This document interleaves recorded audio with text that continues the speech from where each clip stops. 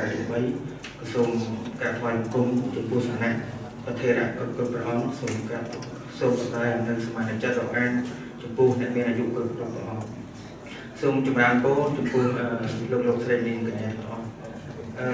ខ្ញុំកណាតំណាងឲ្យក្រុមទី5ដើម្បីបកស្រាយលើប្រធានបទទី2ដែលយើងបានចម្រាញ់ទៅលើប្រធានបទទី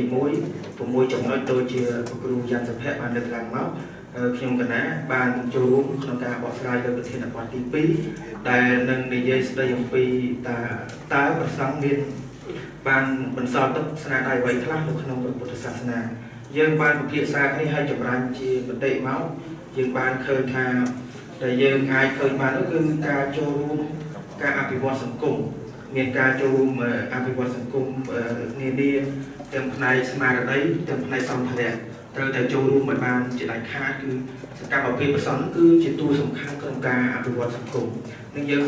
ពិភាក្សានេះយើងទាញបានចំណុចនេះទី2គឺយើងបានទាញរកចំណុចមួយទៀតគឺជាចំណុចការបោះពុម្ពនៅសភៅសំខាន់នៅក្នុងពុទ្ធសាសនា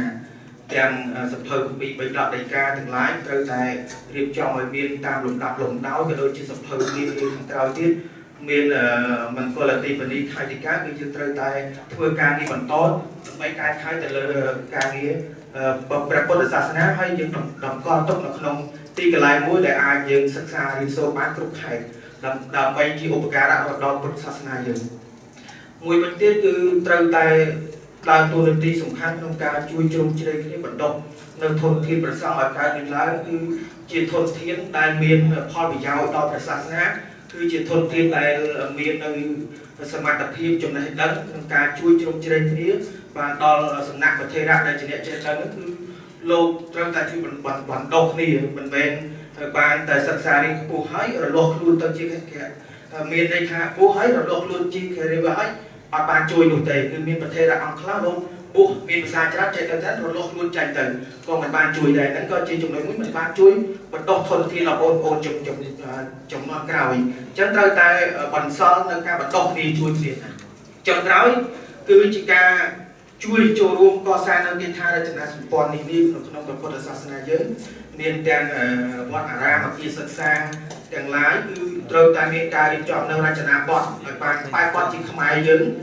ទៅតាមទំនៀមទម្លាប់បែបប្រពៃណីជាតិយើងយកអរិយធម៌ខ្មែរយើងជាទូយ៉ាងហើយដើម្បីឲ្យធ្វើយ៉ាងម៉េចឲ្យមជ្ឈដ្ឋានអន្តរជាតិក្តីមជ្ឈដ្ឋានជាតិដទៃគេមើលឃើញថានឹងគឺជាស្ថាបត្យកម្មខ្មែរយើងនេះជារបៀបខ្មែរយើង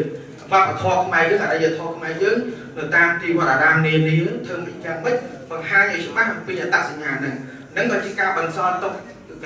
ន្លែងដែលដូចជាអគារសិក្សាក្តីសូមកុំចម្លងទៅតាមប្រទេសដទៃយកមកដើម្បីលៀបពណ៌ថាជាខ្មែរអីគឺយើងត្រូវតែជ្រុំជ្រែងកែប្រែដូចជា